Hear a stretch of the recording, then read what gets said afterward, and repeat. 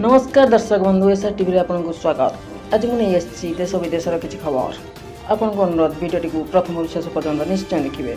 वीडियोटी भल लगे like share और चैनल को सब्सक्राइब करेंगे। आसतु खबर पर नजर पकाइबा।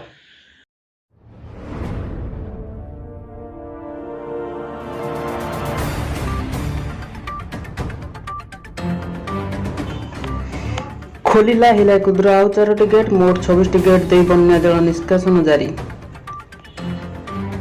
एवं मोट 26टी गेट दे बन्या जल निष्कासित होछि बढ़िबारे लागि हिराकुद जल भंडार को बन्या जल प्रवेशर मात्रा ऊपर मुंडरू अधिक पानी आसुथिया पुणी हिराकुद डैम आउ 4टी गेट खोला जाइछि। बामा पटरु 16टी गेट खोला जाइथिबा बेले दक्षिण पटरु 10टी गेट खोला जाइछि।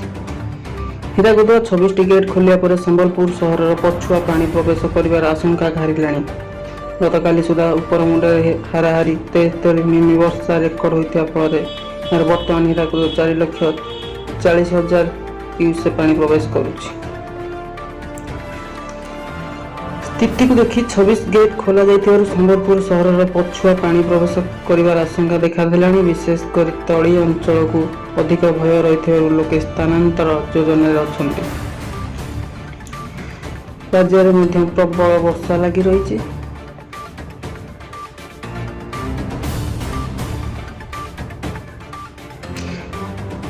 कोरोना ठारू अधिक मारात्मक निपा भाइरस 40-70% मृत्युहार थिबा आईसीएमआर रिपोर्ट प्रकाश। कोरोना ठू अधिक घातक निपा भाइरस आईसीएमआर जारी करिथिबा रिपोर्टरू यह जଣା पड़िछि। कोरोनार मृत्युहार 2-3% रहिथिबा बेले निपार मृत्युहार 40-70% रहिछि। एबे केरल रे एही निपा आतंक देखा देछि। निपा संक्रमण मोट मामला 6 को वृद्धि पाइछि। 4 जन सक्रिय आक्रांत रहिछन्ति। केरल कोषिकोड जिला यह भाइरस द्वारा सर्वाधिक प्रभावित होइछि। केरल निपा भाइरस व्यापुथिबा देखि केंद्र स्वास्थ्य मंत्रालय एवं उच्च स्तरीय बैठक करिछि एवं केंद्र टीम आसी प्रभावित जिला बुली समीक्षा करुछि। केरल स्थिति देखि कर्नाटक, तमिलनाडु और राजस्थान हाई अलर्ट जारी होइछि। एबे केरल स्थितिर मुकाबिला पाई Indian council of medical research लेबोरेटमेंट मोबाइल लैबोरेटरी प्रस्तुत करिछि जहाँ जिला स्तर में संक्रमण मुकाबला कर सहाय हो। केरल स्कूल और कॉलेज बंद रहा निर्देश दि कोझिकोड रे प्रभावित ग्राम पंचायत को कंटेनमेंट जोन घोषणा एजावत चिन्हट होता संक्रमित रोगी पश्चात आसार 1000 रु अधिक जन चिन्हट कर 2018 पर चतुर्थ थर पर केरल में निपा संक्रमण वृद्धि पाई।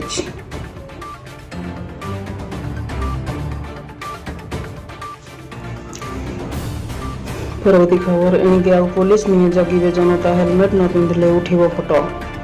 सावधान एणिके बाइक चलाइबा बेले हेलमेट न पिंधिले आउ निस्ता नाही कहीं आउ पुलिस नहीं एथर ट्रैफिक नियम उल्लंघन कहीं जगिबे जनता।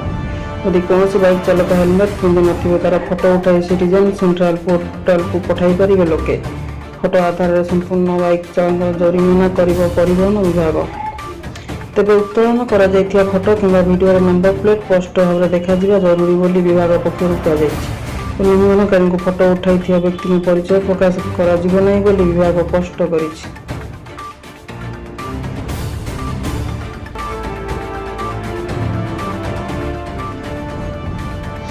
परवर्ती खबर पूजा पर मुख्यमंत्री का बड़ घोषणा जानतु कौन रही घोषणा। मुख्यमंत्री निर्देश फल भुवनेश्वर महानगर निगम अंचल प्रापण ऋतु सरकार जगह स्थायी भाव आयोजित होता विभिन्न पूजा उत्सव कौन ग्राउंड रेंट आदाय कर। आगामी दिन में गणेश पूजा, दुर्गा पूजा, काली पूजा, लक्ष्मी पूजा, कार्तिकेश्वर पूजा अनुष्ठित हो। सब पूजा बीएमसी कौन ग्राउंड रेंट आदाय करबनी।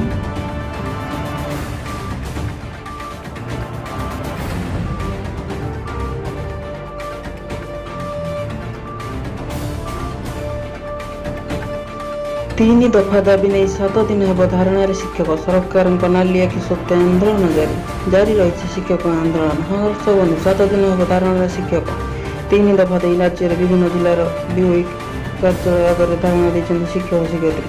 सरकार नाली आखि सत्य जारी रही धारणा। एपटे प्राथमिक स्कूल शिक्षक अनुपस्थित विद्यालय ताला धरी भिन्न रूप से शिक्षक प्रतिवाद करुवा देखा मिली। ଦେହରେ ରାଜକୋଷୀୟ ପୋଷାକ ହାତରେ ଗଦା ଧରି ମହାରାଜ ପ୍ରଶ୍ନ କରୁଥିବା ବେଳେ ଉତ୍ତର ରଖୁଛନ୍ତି ମନ୍ତ୍ରୀ। ଏଭଳି ନାଟକୀୟ ରଙ୍ଗରେ ଆନ୍ଦୋଳିତ ଶିକ୍ଷକମାନେ ସରକାରଙ୍କ ନିକଟରେ ନିଜର ଦାବି ଉପସ୍ଥାପନ କରିଛନ୍ତି। ଏଭଳି ଦୃଶ୍ୟ ଦେଖିବାକୁ ମିଳିଛି କୋରାପୁଟ ଜିଲ୍ଲା ବରମୁଗା ବିଓଙ୍କ କାର୍ଯ୍ୟାଳୟ ନିକଟରେ। ଏଭଳି ଭିଡ଼ିଓ ଏବେ ସୋସିଆଲ ମିଡ଼ିଆରେ ଭାଇରାଲ ହେଉଛି। କ'ଣ ଶୁଣିବେ ରାଜ୍ୟ ସରକାର ଶିକ୍ଷକଙ୍କ ଦାବି? ଆଉ କେତେ ଦିନ ଚାଲିବ ଶିକ୍ଷକଙ୍କ ଆନ୍ଦୋଳନ ତାହା ଦେଖିବାକୁ ବାକି ରହିଛି।